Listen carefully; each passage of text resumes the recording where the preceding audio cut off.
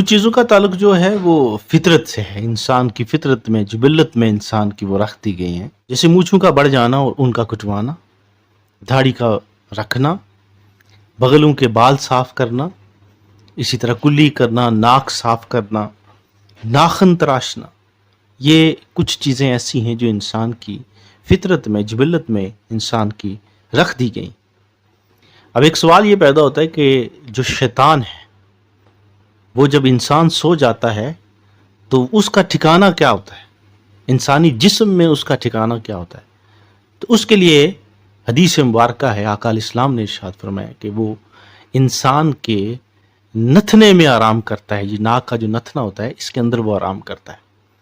جب کوئی شخص صبح اٹھ کے وضو کرتا ہے اور وضو کے دوران ناک کا نتھنا صاف کرتا ہے، ناک صاف کرتا ہے، تو وہ شیطان جو ہے وہ اس وقت بھاگ جاتا ہے.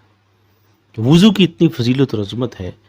اور اسی طرح جو شخص ہر وقت باوضو رہتا ہے اس کے لیے بے شمار اجر ہے. اور وضو کا جو اہتمام ہے وہ ہمیں رکھنا چاہیے.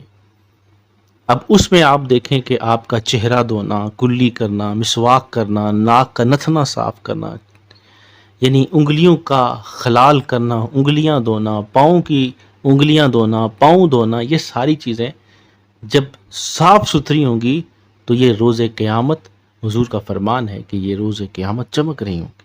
اس وقت لوگ پوچھیں گے کہ یہ ان کے اعضاء جو چمک رہے ہیں اس کی کیا وجہ ہے؟